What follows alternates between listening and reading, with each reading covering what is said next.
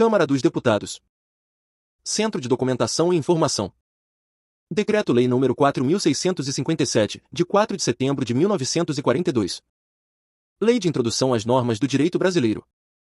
O Presidente da República, usando da atribuição que lhe confere o artigo 180 da Constituição, decreta. Artigo 1º salvo disposição contrária, a lei começa a vigorar em todo o país 45 dias depois de oficialmente publicada. Parágrafo 1º nos Estados estrangeiros, a obrigatoriedade da lei brasileira, quando admitida, se inicia 3 meses depois de oficialmente publicada. Parágrafo 2º revogado. Parágrafo 3º se, antes de entrar a lei em vigor, ocorrer nova publicação de seu texto, destinada à correção, o prazo deste artigo e dos parágrafos anteriores começará a correr da nova publicação. Parágrafo 4º as correções a texto de lei já em vigor consideram-se lei nova. Artigo 3º não se destinando à vigência temporária, a lei terá vigor até que outra modifique ou revogue. Parágrafo 1º a lei posterior revoga a anterior quando expressamente o declare, quando seja com ela incompatível ou quando regule inteiramente a matéria de que tratava a lei anterior. Parágrafo 2º a lei nova, que estabeleça disposições gerais ou especiais a par das já existentes, não revoga nem modifica a lei anterior.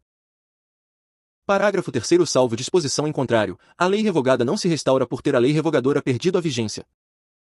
Artigo 3º ninguém se escusa de cumprir a lei, alegando que não a conhece.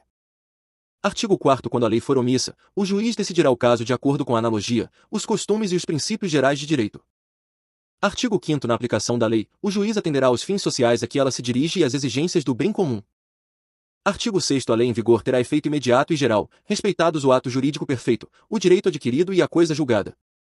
Parágrafo 1º reputa-se ato jurídico perfeito já consumado segundo a lei vigente ao tempo em que se efetuou.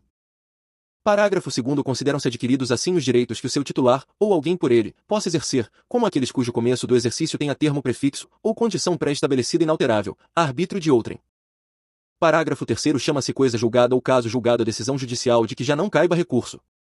Artigo 7º a lei do país em que for domiciliada a pessoa determina as regras sobre o começo e o fim da personalidade, o nome, a capacidade e os direitos de família. Parágrafo 1º realizando-se o casamento no Brasil, será aplicada a lei brasileira quanto aos impedimentos dirimentes e às formalidades da celebração.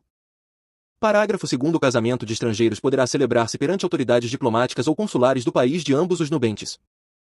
Parágrafo 3º tendo os nubentes domicílio diverso, regerá os casos de invalidade do matrimônio a lei do primeiro domicílio conjugal. Parágrafo 4º o regime de bens, legal ou convencional, obedece à lei do país em que tiverem os nubentes domicílio, e, se este for diverso, a do primeiro domicílio conjugal. Parágrafo 5º o estrangeiro casado, que se naturalizar brasileiro, pode, mediante expressa anuência de seu cônjuge, requerer ao juiz, no ato de entrega do decreto de naturalização, se apostile ao mesmo a adoção do regime de comunhão parcial de bens, respeitados os direitos de terceiros e dada esta adoção ao competente registro. Parágrafo 6º divórcio realizado no estrangeiro, se um ou ambos os cônjuges forem brasileiros, só será reconhecido no Brasil depois de 1 ano da data da sentença, salvo se houver sido antecedida de separação judicial por igual prazo, caso em que a homologação produzirá efeito imediato, obedecidas as condições estabelecidas para a eficácia das sentenças estrangeiras no país. O Superior Tribunal de Justiça, na forma de seu regimento interno, poderá reexaminar, a requerimento do interessado, decisões já proferidas em pedidos de homologação de sentenças estrangeiras de divórcio de brasileiros, a fim de que passem a produzir todos os efeitos legais. Parágrafo 7º salvo o caso de abandono, o domicílio do chefe da família estende-se ao outro cônjuge e aos filhos não emancipados, e o do tutor ou curador aos incapazes sob sua guarda. Parágrafo 8º quando a pessoa não tiver domicílio, considerar-se-á domiciliada no lugar de sua residência ou naquele em que se encontre. Artigo 8º para qualificar os bens e regular as relações a eles concernentes, aplicar-se-á a lei do país em que estiverem situados. Parágrafo 1º aplicar-se-á a lei do país em que for domiciliado o proprietário, quanto aos bens móveis que ele trouxer ou se destinarem a transporte para outros lugares. Parágrafo 2º o penhor regula-se pela lei do domicílio que tiver a pessoa, em cuja posse se encontre a coisa penhada. Artigo 9º para qualificar e reger as obrigações, aplicar-se-á a lei do país em que se constituírem. Parágrafo 1º destinando-se a obrigação a ser executada no Brasil e dependendo de forma essencial, será esta observada, admitidas as peculiaridades da lei estrangeira quanto aos requisitos extrínsecos do ato. Parágrafo 2º a obrigação resultante do contrato reputa-se constituída no lugar em que residir o proponente. Artigo 10. A sucessão por morte ou por ausência obedece à lei do país em que domiciliado o defunto ou o desaparecido, qualquer que seja a natureza e a situação dos bens. Parágrafo 1º a sucessão de bens de estrangeiros, situados no país, será regulada pela lei brasileira em benefício do cônjuge ou dos filhos brasileiros, ou de quem os represente, sempre que não lhe seja mais favorável a lei pessoal do de cujos. Parágrafo 2º a lei do domicílio do herdeiro ou legatário regula a capacidade para suceder. Artigo 11. As organizações destinadas a fins de interesse coletivo, como as sociedades e as fundações, obedecem à lei do Estado em que se constituírem. Parágrafo 1º. Não poderão, entretanto, ter no Brasil filiais, agências ou estabelecimentos antes de serem os atos constitutivos aprovados pelo governo brasileiro, ficando sujeitas à lei brasileira. Parágrafo 2º. Os governos estrangeiros, bem como as organizações de qualquer natureza, que eles tenham constituído, dirijam ou hajam investido de funções públicas, não poderão adquirir no Brasil bens imóveis ou susceptíveis de desapropriação. Parágrafo 3º. Os governos estrangeiros podem adquirir a propriedade dos prédios necessários à sede dos representantes diplomáticos ou dos agentes consulares. Artigo 12. É competente a autoridade judiciária brasileira, quando for o réu domiciliado no Brasil ou aqui tiver de ser cumprida a obrigação. Parágrafo 1º. Só a autoridade judiciária brasileira compete conhecer das ações relativas a imóveis situados no Brasil. Parágrafo 2º. A autoridade judiciária brasileira cumprirá, concedido o exequatur e segundo a forma estabelecida pela lei brasileira, as diligências deprecadas por autoridade estrangeira competente, observando a lei desta, quanto ao objeto das diligências. Artigo 13. A prova dos fatos ocorridos em país estrangeiro rege-se pela lei que nele vigorar, quanto ao ônus e aos meios de produzir-se, não admitindo os tribunais brasileiros provas que a lei brasileira desconheça. Artigo 14. Não conhecendo a lei estrangeira, poderá o juiz exigir de quem a invoca a prova do texto e da vigência. Artigo 15. Será executada no Brasil a sentença proferida no estrangeiro, que reúna os seguintes requisitos: a. Haver sido proferida por juiz competente. b. Terem sido as partes citadas ou haver-se legalmente verificado a revelia. c. Ter passado em julgado e estar revestida das formalidades necessárias para execução no lugar em que foi proferida. d. Estar traduzida por intérprete autorizado. e. Ter sido homologada pelo Supremo Tribunal Federal. Parágrafo único. Revogada. Artigo 16. Quando, nos termos dos artigos precedentes, se houver de aplicar a lei estrangeira, ter-se-á em vista a disposição desta, sem considerar-se qualquer remissão por ela feita a outra lei. Artigo 17. As leis, atos e sentenças de outro país, bem como quaisquer declarações de vontade, não terão eficácia no Brasil, quando ofenderem a soberania nacional, a ordem pública e os bons costumes. Artigo 18. Tratando-se de brasileiros, são competentes as autoridades consulares brasileiras para lhes celebrar o casamento e os mais atos de registro civil e de tabelionato, inclusive o registro de nascimento e de óbito dos filhos de brasileiros ou brasileira nascido no país da sede do consulado. Parágrafo 1º. As autoridades consulares brasileiras também poderão celebrar a separação consensual e o divórcio consensual de brasileiros, não havendo filhos menores ou incapazes do casal e observados os requisitos legais quanto aos prazos, devendo constar da respectiva escritura pública as disposições relativas à descrição e à partilha dos bens comuns e à pensão alimentícia e, ainda, ao acordo quanto à retomada pelo cônjuge de seu nome de solteiro ou à manutenção do nome adotado quando se deu o casamento. Parágrafo 2º. É indispensável a assistência de advogado, devidamente constituído, que se dará mediante a subscrição de petição, juntamente com ambas as partes, ou com apenas uma delas, caso a outra constitua advogado próprio, não se fazendo necessário que a assinatura do advogado conste da escritura pública. Artigo 19. Reputam-se válidos todos os atos indicados no artigo anterior e celebrados pelos cônsules brasileiros na vigência do Decreto-Lei nº 4.657, de 4 de setembro de 1942, desde que satisfaçam todos os requisitos legais. Parágrafo único.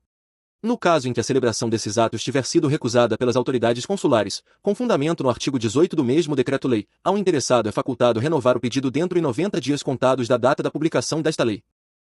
Artigo 20. Nas esferas administrativa, controladora e judicial, não se decidirá com base em valores jurídicos abstratos sem que sejam consideradas as consequências práticas da decisão. Parágrafo único. A motivação demonstrará a necessidade e adequação da medida imposta ou da invalidação de ato, contrato, ajuste, processo ou norma administrativa, inclusive em face das possíveis alternativas. Artigo 21. A decisão que, nas esferas administrativa, controladora ou judicial, decretar a invalidação de ato, contrato, ajuste, processo ou norma administrativa deverá indicar de modo expresso suas consequências jurídicas e administrativas. Parágrafo único. A decisão a que se refere o caput deste artigo deverá, quando for o caso, indicar as condições para que a regularização ocorra de modo proporcional e equânime e sem prejuízo aos interesses gerais, não se podendo impor aos sujeitos atingidos ônus ou perdas que, em função das peculiaridades do caso, sejam anormais ou excessivos. Artigo 22. Na interpretação de normas sobre gestão pública, serão considerados os obstáculos e as dificuldades reais do gestor e as exigências das políticas públicas a seu cargo, sem prejuízo dos direitos dos administrados. Parágrafo 1º. Em decisão sobre regularidade de conduta ou validade de ato, contrato, ajuste, processo ou norma administrativa, serão consideradas as circunstâncias práticas que houverem imposto, limitado ou condicionado a ação do agente. Parágrafo 2º. Na aplicação de sanções, serão consideradas a natureza e a gravidade da infração cometida, os danos que dela provierem para a administração pública, as circunstâncias agravantes ou atenuantes e os antecedentes do agente. Parágrafo 3º. As sanções aplicadas ao agente serão levadas em conta na dosimetria das demais sanções de mesma natureza e relativas ao mesmo fato. Artigo 23. A decisão administrativa, controladora ou judicial que estabelecer interpretação ou orientação nova sobre norma de conteúdo indeterminado, impondo novo dever ou novo condicionamento de direito, deverá prever regime de transição quando indispensável para que o novo dever ou condicionamento de direito seja cumprido de modo proporcional, equânime e eficiente e sem prejuízo aos interesses gerais. Parágrafo único. Vetado. Artigo 24. A revisão, nas esferas administrativa, controladora ou judicial, quanto à validade de ato, contrato, ajuste, processo ou norma administrativa cuja produção já se houver completado levará em conta as orientações gerais da época, sendo vedado que, com base em mudança posterior de orientação geral, se declarem inválidas situações plenamente constituídas. Parágrafo único. Consideram-se orientações gerais as interpretações e especificações contidas em atos públicos de caráter geral ou em jurisprudência judicial ou administrativa majoritária, e ainda as adotadas por prática administrativa reiterada e de amplo conhecimento público. Artigo 25. Revogado. Artigo 26. Para eliminar irregularidade, incerteza jurídica ou situação contenciosa na aplicação do direito público, inclusive no caso de expedição de licença, a autoridade administrativa poderá, após oitiva do órgão jurídico e, quando for o caso, após realização de consulta pública e presentes razões de relevante interesse geral, celebrar compromisso com os interessados, observada a legislação aplicável, o qual só produzirá efeitos a partir de sua publicação oficial. Parágrafo 1º. O compromisso referido no caput deste artigo e buscará a solução jurídica proporcional, equânime, eficiente e compatível com os interesses gerais. Segunda, vetado. Terceira, não poderá conferir desoneração permanente de dever ou condicionamento de direito reconhecidos por orientação geral. Quarta, deverá prever com clareza as obrigações das partes, o prazo para seu cumprimento e as sanções aplicáveis em caso de descumprimento. Parágrafo 2º, vetado. Artigo 27. A decisão do processo, nas esferas administrativa, controladora ou judicial, poderá impor compensação por benefícios indevidos ou prejuízos anormais ou injustos resultantes do processo ou da conduta dos envolvidos. Parágrafo 1º. A decisão sobre a compensação será motivada, ouvidas previamente as partes sobre seu cabimento, sua forma e, se for o caso, seu valor.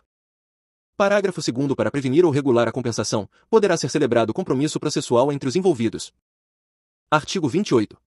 O agente público responderá pessoalmente por suas decisões ou opiniões técnicas em caso de dolo ou erro grosseiro. Parágrafo 1º. Vetado. Parágrafo 2º. Vetado. Parágrafo 3º. Vetado. Artigo 29. Em qualquer órgão ou poder, a edição de atos normativos por autoridade administrativa, salvo os de mera organização interna, poderá ser precedida de consulta pública para manifestação de interessados, preferencialmente por meio eletrônico, a qual será considerada na decisão. Parágrafo 1º. A convocação conterá a minuta do ato normativo e fixará o prazo e demais condições da consulta pública, observadas as normas legais e regulamentares específicas, se houver. Parágrafo 2º. Vetado. Artigo 30. As autoridades públicas devem atuar para aumentar a segurança jurídica na aplicação das normas, inclusive por meio de regulamentos, súmulas administrativas e respostas a consultas. Parágrafo único. Os instrumentos previstos no caput deste artigo terão caráter vinculante em relação ao órgão ou entidade a que se destinam, até ulterior revisão. Rio de Janeiro, 4 de setembro de 1942, 121º da Independência e 54º da República. Getúlio Vargas. Alexandre Marcondes Filho. A. de Souza Costa. Eurico G. Dutra. Henrique Aguirre. João Mendonça Lima. Osvaldo Aranha. Apolônio Salles. Gustavo Capanema. J. P. Salgado Filho.